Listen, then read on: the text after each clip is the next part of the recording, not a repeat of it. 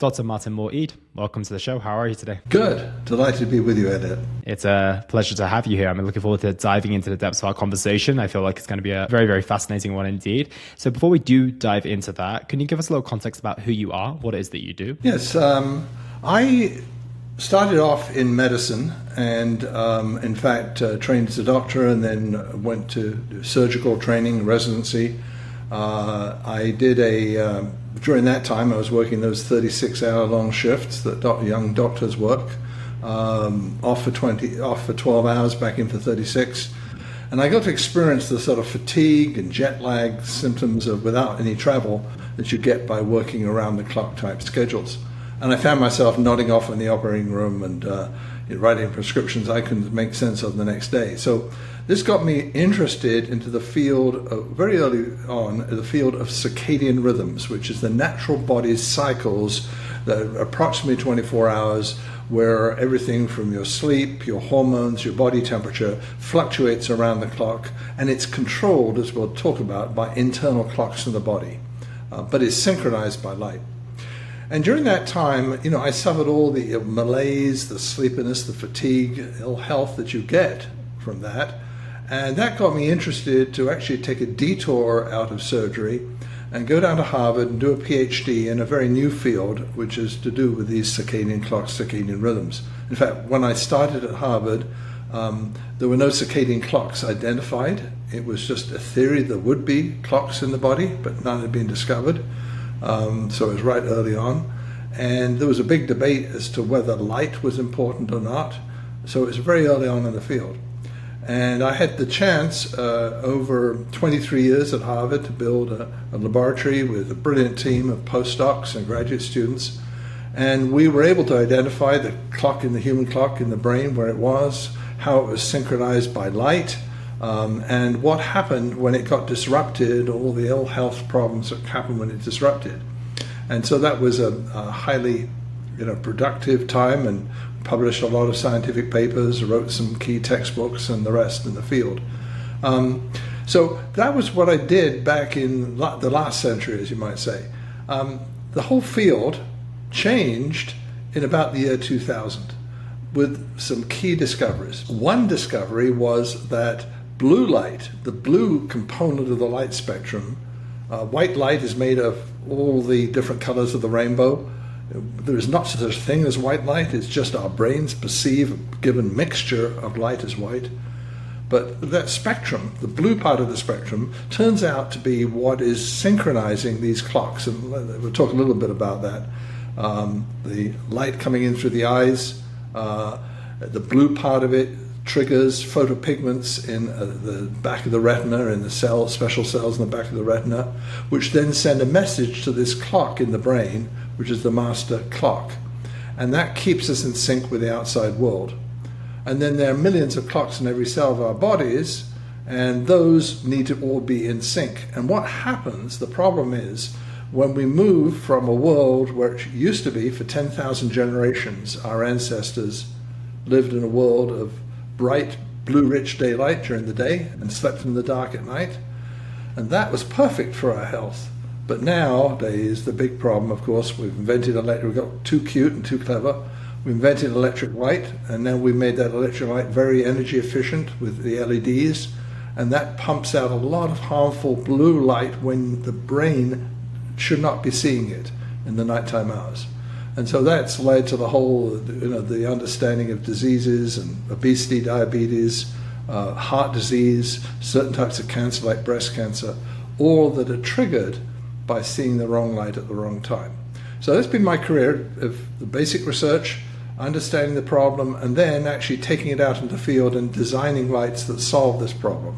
So that's been my trajectory over the last 40 years. Wow. Yeah, it's a fascinating concept. And I'm kind of amazed of how long you've been working on this. I think it first came to my awareness, I think it might have been around the time where Matthew Walker maybe released his book on how we sleep or something along those lines. Or it was sometime, I believe, back in 2016-15 when I first came across a book, and it was very, very well laid out in that book. But it seems like you've been working on this maybe two and a half decades before this even came to kind of public knowledge, right? So you've been in the sticks for a while working on this. That's right. Well, the public awareness still isn't there. I mean, people just view light is light, and the convenience of the light switch on the wall, don't think much about it.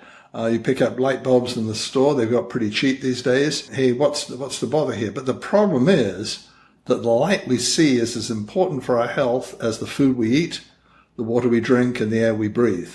And people just don't know that. And so it's time now, because the evidence is in. The science has really been done. The problem is the lack of awareness. And so it's shows like yours, Elliot, that provide the opportunity to get people aware and awake of this. And of course, I've written this book, The Light Doctor, which describes for the general audience, the non-scientific audience, what this is about, how to take care of yourself, how to protect your health, because this affects everything from all sorts of ill health conditions and your fatigue and your physical fitness, your mental fitness and your psychiatric health and your lifespan.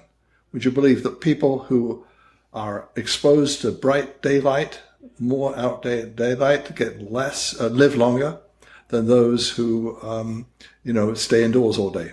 And that's to do with the light we see. Yeah, I love what you said there in terms of lack of awareness, and maybe that was quite kind to the public. I also think it's a bit of naivety and kind of underestimating the impact of this as well, because when I speak to maybe the younger generation, I always try and convince my mother-in-law to make sure she turns off those bright lights at night. It's something that I'm always on her case about. But when it comes to the younger generation that I work with, for example, in their 30s, their 40s, they're kind of aware that they shouldn't be using their devices in the evening because of the lights. They're kind of aware that maybe the TV shouldn't be shining in their eyes. They're aware that maybe they should go outside in the morning.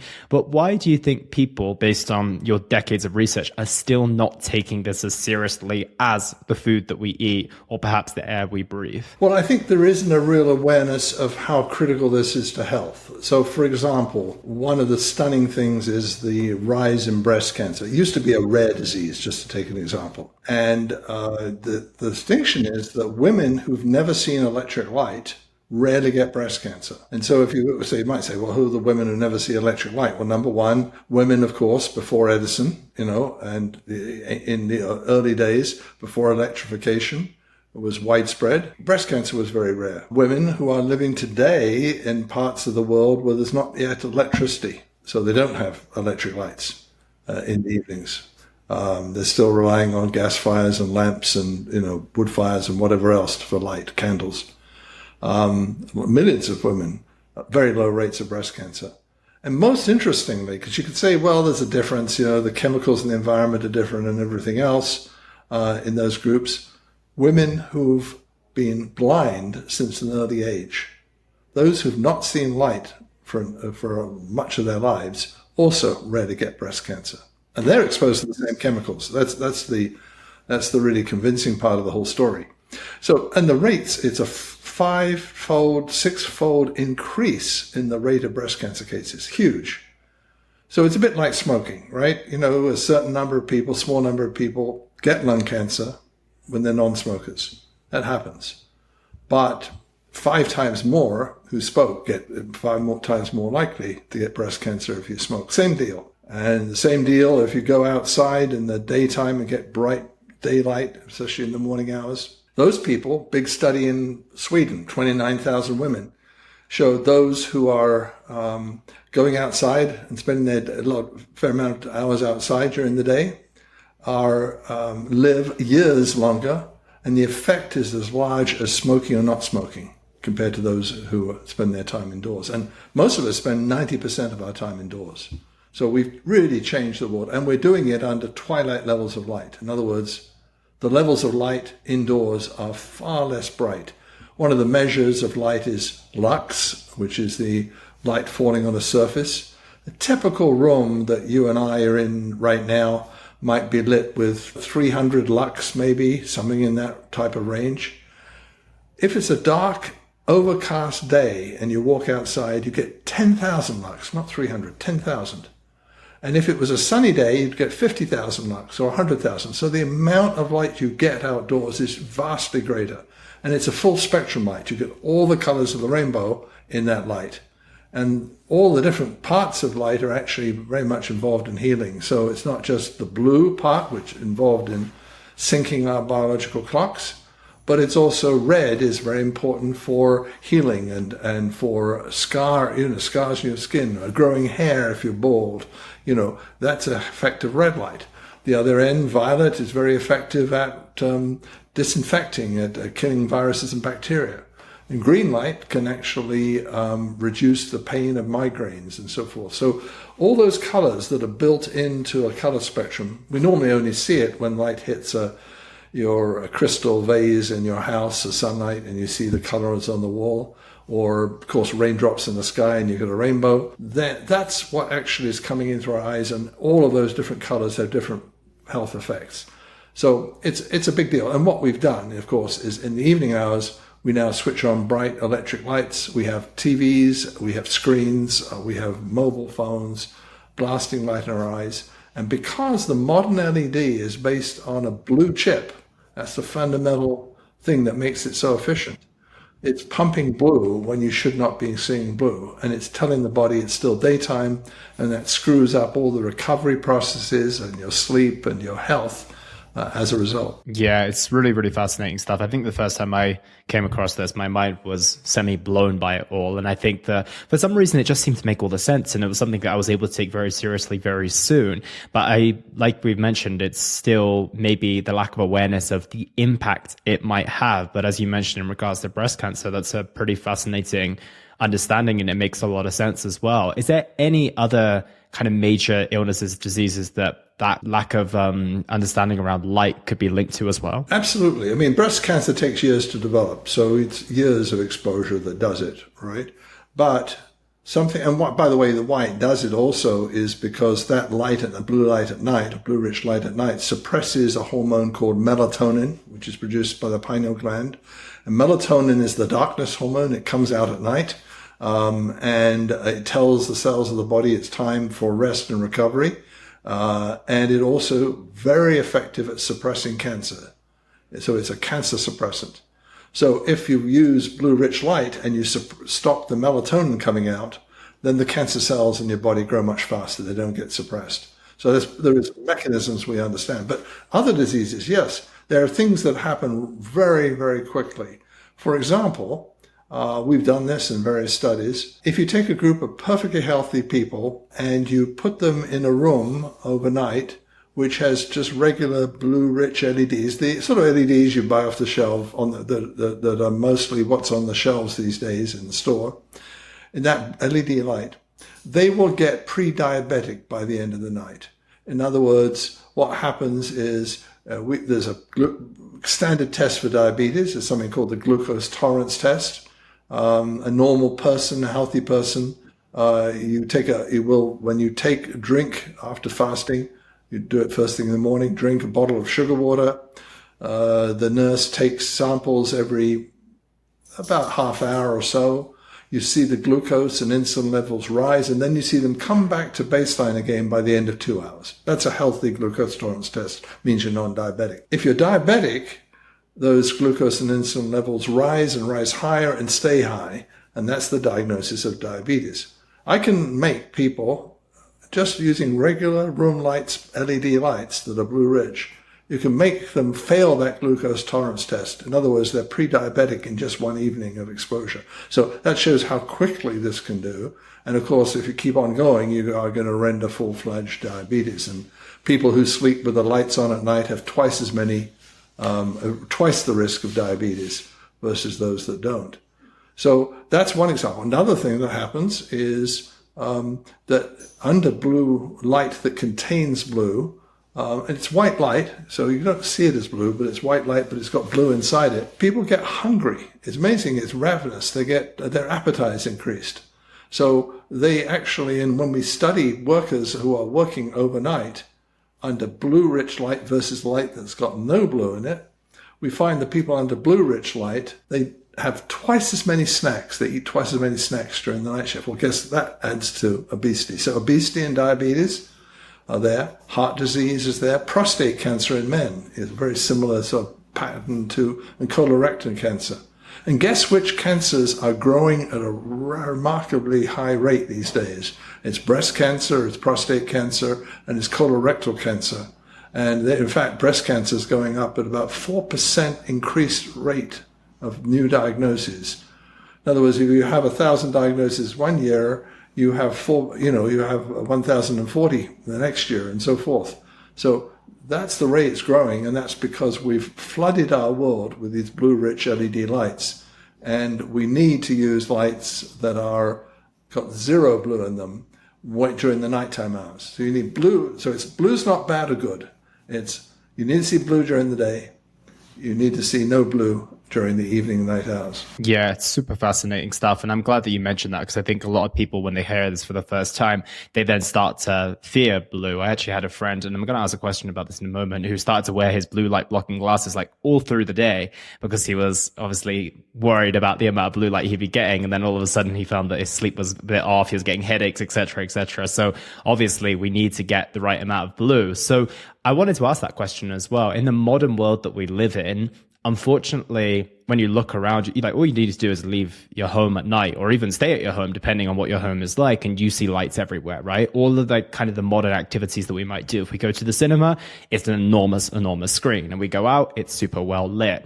And then we go to the supermarkets at night, they are super well lit. We go into our homes, we're watching TVs and all those other things, right? So how do we protect ourselves from the modern world that we're living in? And not only that, like, us being on our phones, being on our devices, working late at night, etc. It's almost like the world is built around blue lights in the evening. So how do we counteract that? And are actually blue light blocking glasses actually effective? I literally have mine just to my right or left over here. So I'm curious about whether it's a waste of my time or actually whether it's worth it or not. Well, first of all, the worst thing you can do is blue blocking glasses during the day, because you need to be seeing blue, right? That is... it's, as I say, it's not blue that's bad. It's the time of day that you see the blue that matters. Secondly, blue blocking glasses can be effective, but so many of them are just placebos. They do no good because they block the wrong blue. So blue is a very big color range, and it goes all the way from violet blue, indigo, royal blue, sky blue, aqua, all the different tones of blue. And they range from somewhere around 425 nanometers to about 500 nanometers on the wavelength scale, right? So there's difference. Now, many of these blue blocking glasses are blocking these indigo blues and then violet blues, and that's all they block. They're obviously useless as far as the circadian effect is concerned. Secondly, the ones that you get in the store, I mean, some of the biggest companies, like Essilor, Luxottica, which owns virtually every type of eyewear chain you can imagine, almost a world monopoly, produces something called Preventia, and that doesn't do any blocking at all of circadian blue. You'll pay another $200, you'll get a blue tint to your glasses, and it does absolutely nothing because it's blocking entirely the wrong blue. When you do block, the key color for circadian rhythms is a sky blue color. That's the color that actually is the cue. Interesting aside, why is it sky blue? Well, it's fascinating, but when life first developed deep in the oceans, sunlight falling on the oceans was absorbed by the seawater. But what gets absorbed is all the colors of the rainbow except for sky blue light. So as you go down below 100, 200 meters in depth, it's only sky blue light down there. Everything is a beautiful bluish hue. That's the one color that's down there. So daytime, when life evolved, was sky blue. And when nighttime was, of course, black, no blue. So it's either blue, no blue. And that's when this ancient apparatus of having blue detectors connected to a clock in the brain, connected to melatonin, a hormone that sends out the signal to tell you it's dark, the cells of the body. That all developed millions and millions of years ago. And then we find that all the way through the animal kingdom. Fish, birds, animals, plants, humans have this same basic mechanism there it's all blue. So you've got to block that sky blue. That's the color that has to be blocked. The glasses that do that are going to look a little yellow-orange in color.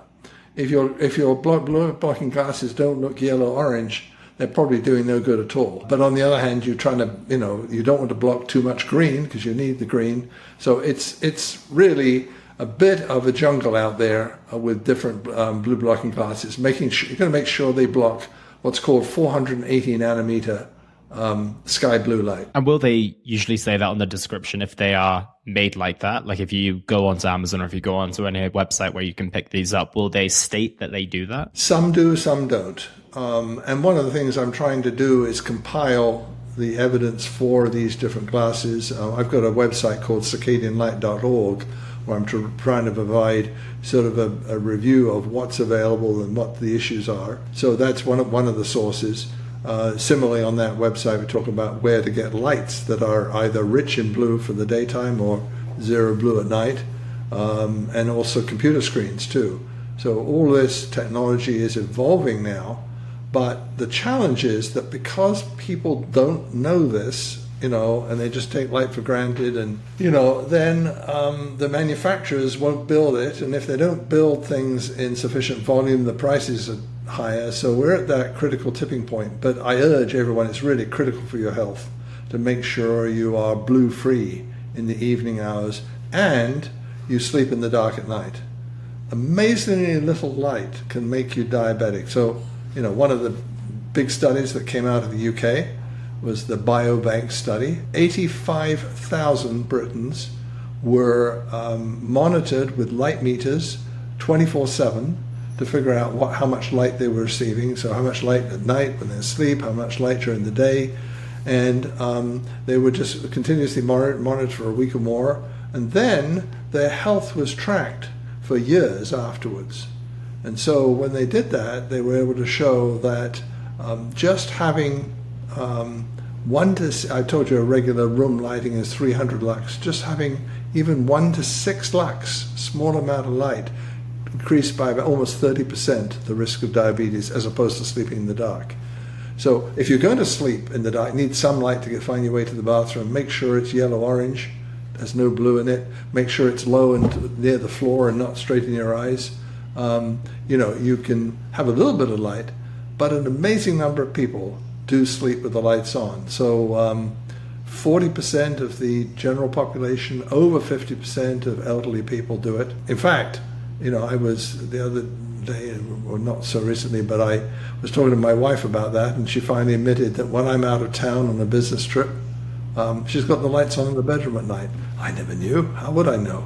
I always sleep in the dark with her when we're at home. Yeah, that makes a lot of sense. I think, especially when it comes to a woman sleeping alone, I think there's the safety aspect. But what maybe you could encourage is them opting for more of a orange light, right? Like you can buy these lamps which are going to be far, far higher in blue lights, right? Would that be the alternative? It's not that you have to sleep in complete darkness, it's that you just have to find a better source of light. Yeah, you can have it, keep it low and keep it ideally towards the floor and so forth. So it's not just, straight in your eyes, and make sure that alarm, that clock in the room or whatever it is not beaming out bright white or bluish, heaven forbid, blue light.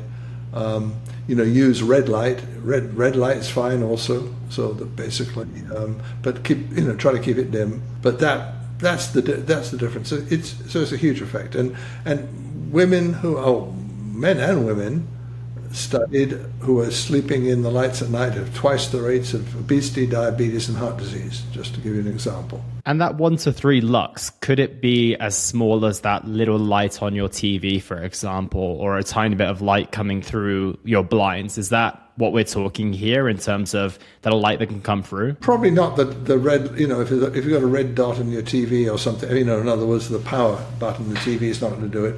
It's about, think about a candle, one candle in the room type of level is what you want to keep down below that. A quick word on candles. Fascinating is that before electric light bulbs, people used wood fires and candles, neither of which produce any blue light. It's less than 1% blue in wood fire and less than 1% blue in candlelight. So, our ancestors didn't have this problem. It's only when we invented electric light that suddenly we introduced blue in the nighttime hours. Yeah, I think it's worth going through now how we can optimize both our evenings and our mornings. Because it's something you said interestingly earlier was obviously in regards to even on an overcast day, I think you mentioned 10,000 lux you're able to get. And I think many people, especially if they're from where we're from in the UK, there are many overcast days. So they're like, well, there's not really much value going out because there isn't actually any sunlight out there.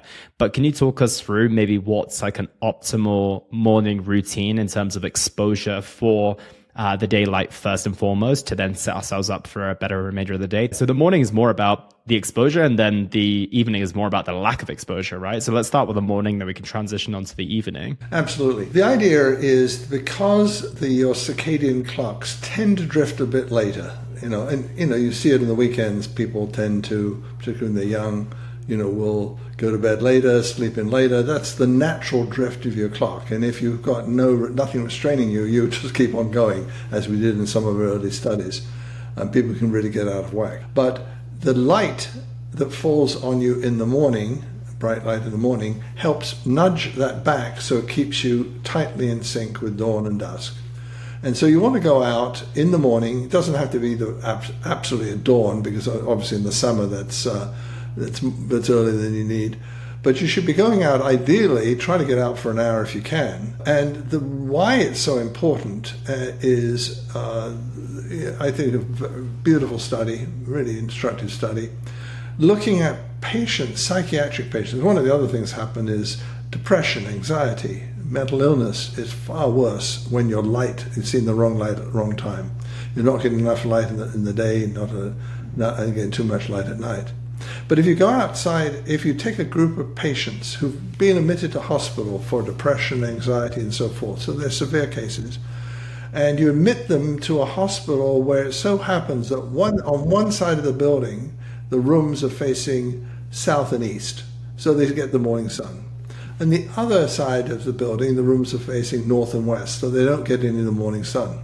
Guess what? The same patients with the same conditions, treated by the same doctors with the same therapy and the same drugs, get out of hospital in half the time when their windows are facing south and east. It's staggering, right? And it's even better, of course, it's better to be outside, but the second thing is you're not going to be outside if you've got a solarium you can be somewhere where you've got big windows and you can be really close to the window. That can help. We know that people who work in offices with windows sleep significantly better than people who are in the indoor, cubicles, farm, in these large office buildings. But getting exposure to daylight as much as possible, ideally outside, heaven's sake, if it's snowing, put on some boots. If it's raining, put on an anorak or whatever, a raincoat. And the amount of light, you say, is large out there. It's quite enough out there on a cloudy day. And in fact, you'll get lots of blue rich light, even if the sky looks gray. The color spectrum is full of that rich blue light that you need to synchronize your circadian clock. And is it mainly about getting that exposure on your eyes as well? Because I know a lot of people, they'll get out for their morning walk and then they'll put their sunglasses on because it's a sunny day. I assume that's quite counterproductive. Well, if it's extremely sunny, yes. I mean, glaring sun, that's not bad. No, the whole idea is ideally, no, not with sunglasses. Sunglasses are going to block 50% or more of it. Now, if it's a really sunny day, blocking 50% is still going to give you a lot of light. So that's okay. But certainly in general, if you don't have to stare at the sun, you don't have to, but basically as long as the light's falling on you, and the important place where the light falls is to have this effect is the bottom half of your eyes. In other words, the receptors, the blue detectors, are actually largely on the lower half of the eye. In other words, they're reading how bright it is from the sky.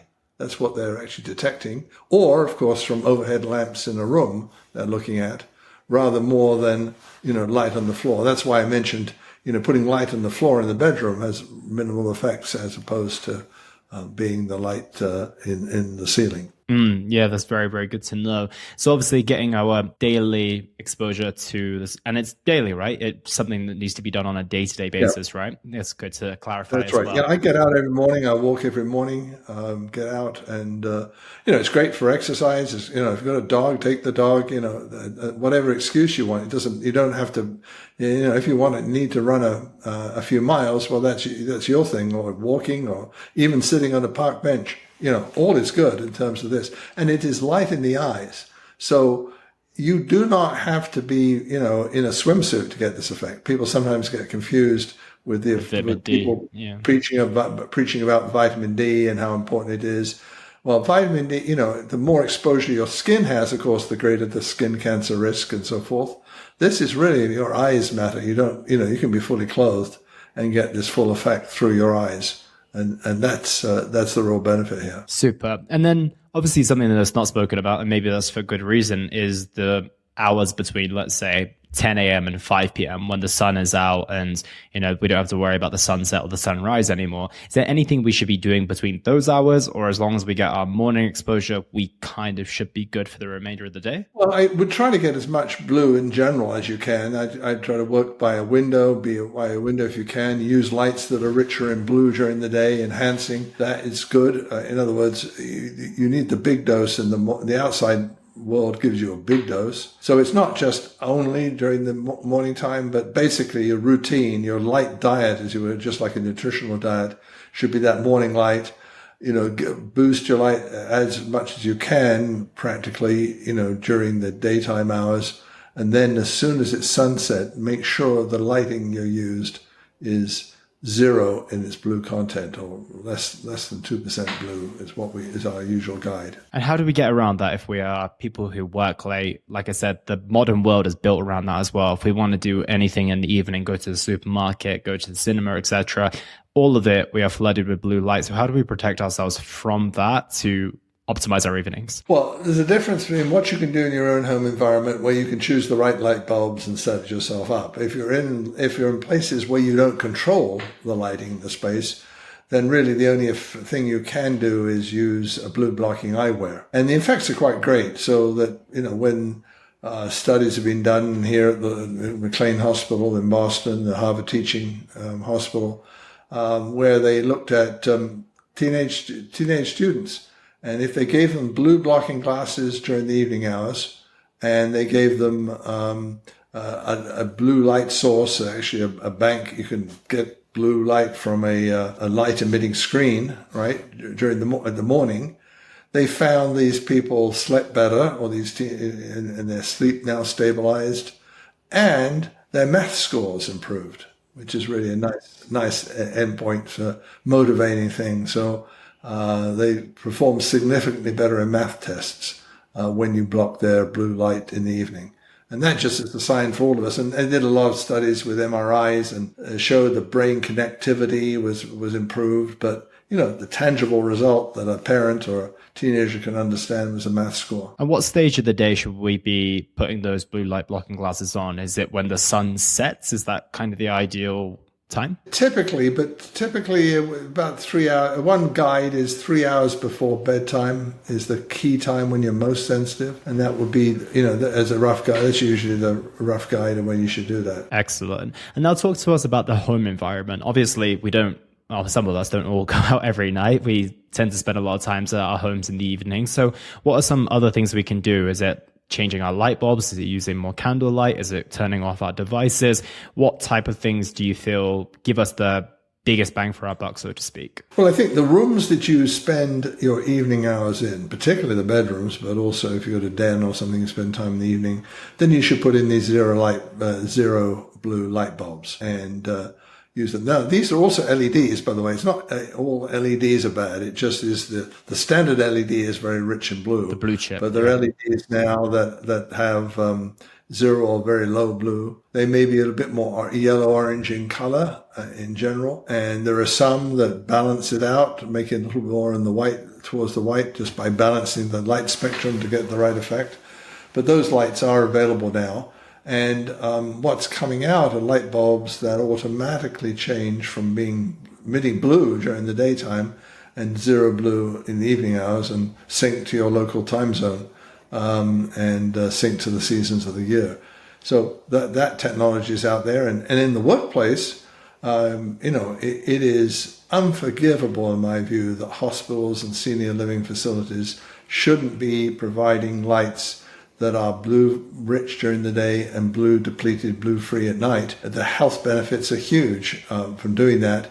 And yet right now, most hospitals are blasting you with blue rich light 24/7, and far too much of it. Do you think that comes down to the fact that they feel that they need the blue rich lights to do optimal work, and maybe to also help with keeping their doctors more alert late at night? Do you think that that's kind of the rationale? Because if you would think that in a place like that they would make that change. Obviously, they're not starved of this information. It's available to someone like myself or people, the public, so they must be aware. Do you think that there's some other rationale behind that? Well, the argument, some people argue that yes, blue rich light does improve alertness, right, and has some alerting effect.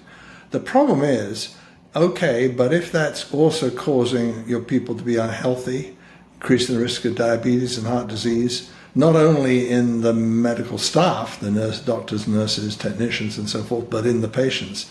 Is that really justified?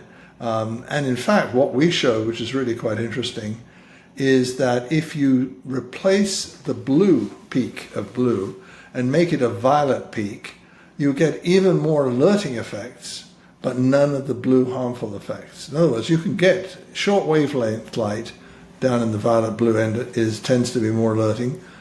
If you use violet instead of blue, you get all the alerting and the performance enhancement, the cognitive improvement, and all that stuff without causing harm. And I think, the Hippocratic argument that doctors should do no harm, I think we're doing an awful lot of harm these days. And why? I think it's to do with cost and energy efficient, and they bought into the energy efficiency ethic. Now, energy efficient, don't get me wrong, is a good thing when you're trying to manage the climate and global warming and all the rest of it, but not at the cost of a huge burden of human health. And that's the issue that hasn't quite sunk in yet. And so, the scientists in this field, and by the way, there's been a lot of work in this field. Early on, people said to me, Martin, is this your just bunch of your own ideas and your own crackpot ideas and your interpretation of the world? I mean, is it based on anything? I say, well, look, it's based on over 10,000 scientific papers over the last 20 years. It's based on 30,000 scientists around the world did the studies and published the studies, peer-reviewed studies, so they're really top-rate academic studies. And I also really put the nail in that. I invited all the leading scientists who published the most science in this area to come together for a consensus project. And altogether, that group of over 250, almost 250 scientists came up with all these things I'm telling you today are the scientists are in agreement with. The science is done. So the scientists all speak to each other, and they don't speak to their neighbors is the problem.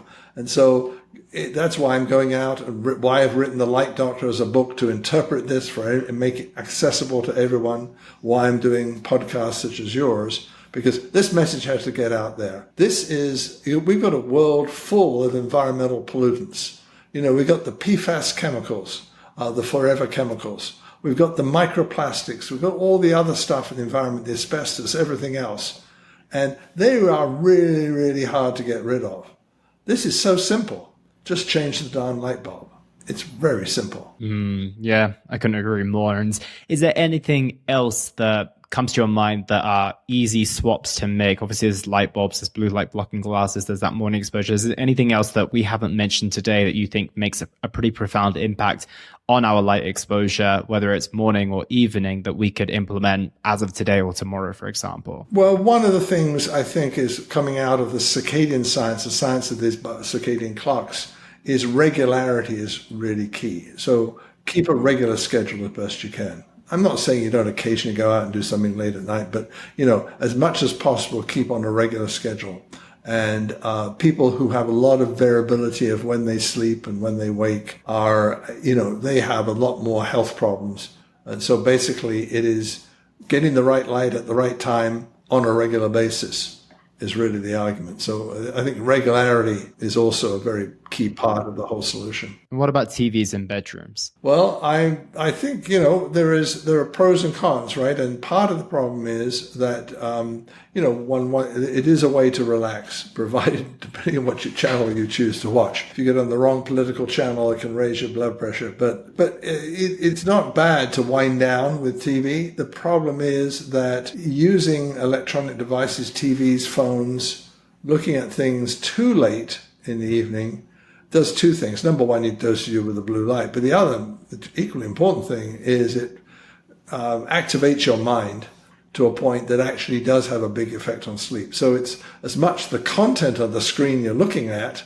and you're getting jazzed up or wired up or haunted by what you're watching on the screen, or the latest bit of news from somewhere in the world where they're bombing the hell out of people and buildings and children. That's good to switch that off early.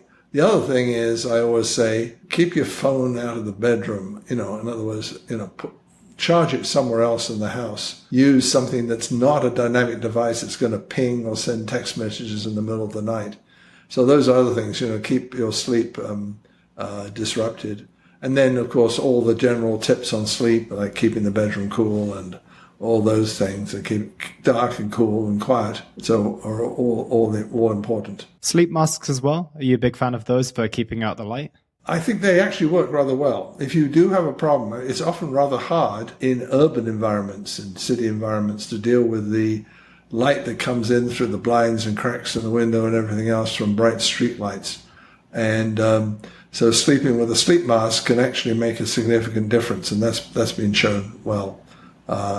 If you've got any problem with that certainly helps. Yeah, what I like about all of this advice, and I do have one other question about the light bulbs, but what I like about it is it's super practical and very, very easy. There's a lot of things when it comes to, I work in the world of health and fitness, and I help my clients work on their nutrition and their workouts and everything along those lines. That stuff takes a huge amount of shifting, and it's not super easy at the best of times. Whereas this, it's kind of very, very practical and very simple. It's not that hard to implement. So that's one of the things I really like about that. And one question I had on the light bulbs, are they pretty easy to find, those ones that don't emit the blue spectrum of the LED so much? Yeah, absolutely. I mean, for example, you can look on the Amazon store for Soraa, SORAA, Zero Blue.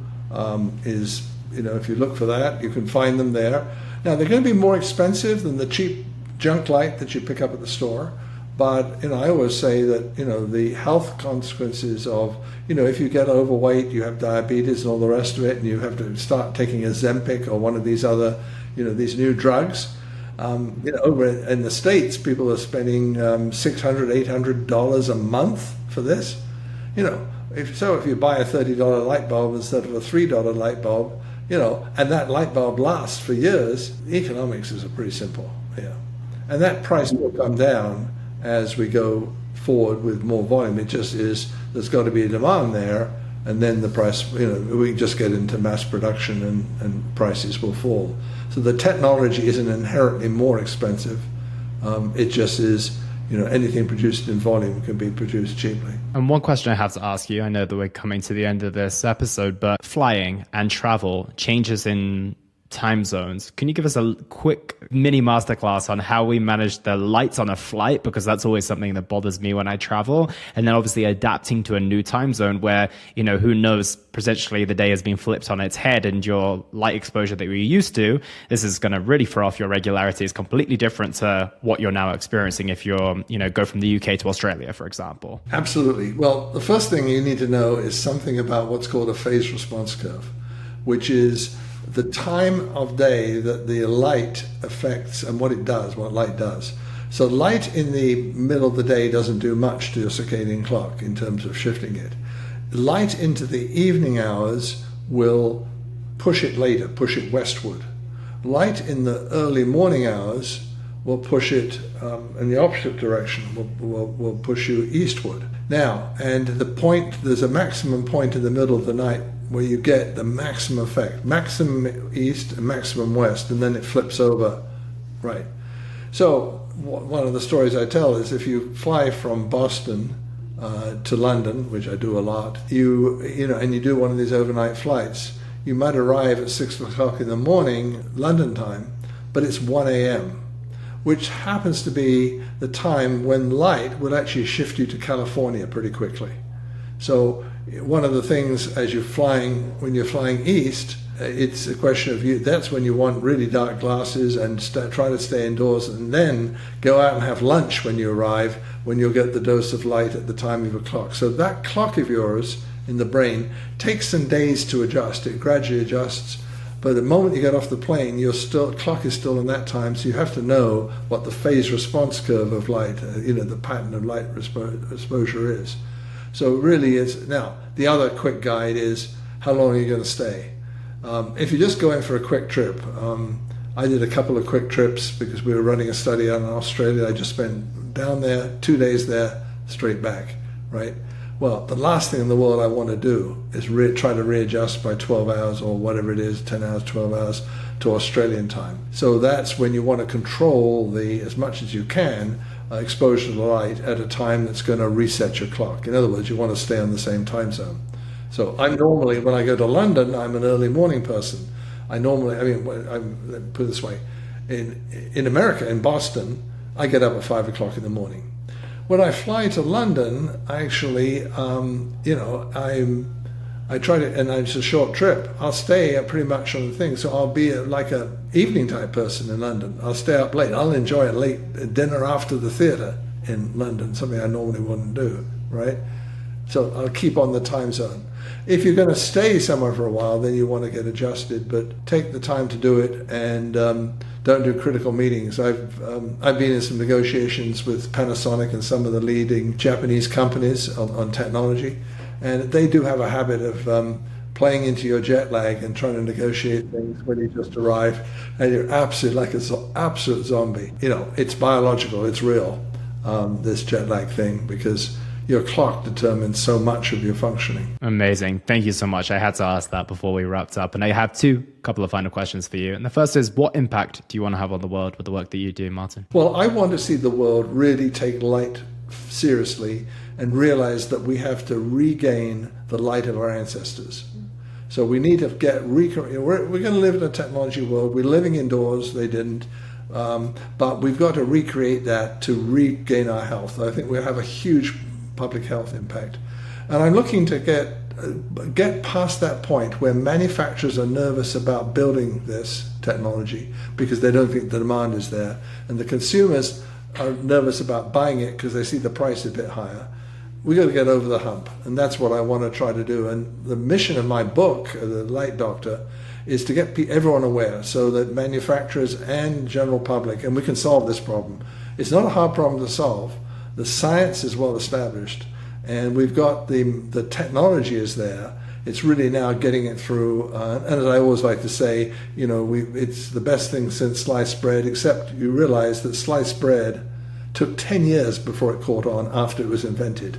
We got that catch-on problem we've got to deal with. I hope that we get there. And where is the best place for people to find you if they want to keep up with the work that you're doing, or if they want to read your book? Absolutely. The book is available on Amazon. It's an Amazon bestseller, so that's easy to find, The Light Doctor on Amazon. I write a Substack column. That keeps people up to date. It's a newsletter that continuously updates on this science and on the new technology.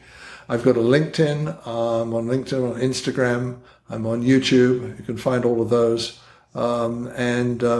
I also have a website called circadianlight.org, which is really the sort of go-to point for accessing this technology. Amazing. Is your book on Audible? Is it audio version as well? It's not yet on Audible. I haven't done that yet. It is on Kindle, and it's on and on Substack. By the way, the book is on Substack on audio versions. So it is recorded on Substack. So people they can get it from Substack. Fantastic. Dr. Martin Moore-Ede, thank you so much for your time today. I really appreciate it. Thank you, Elliot. It was good to talk.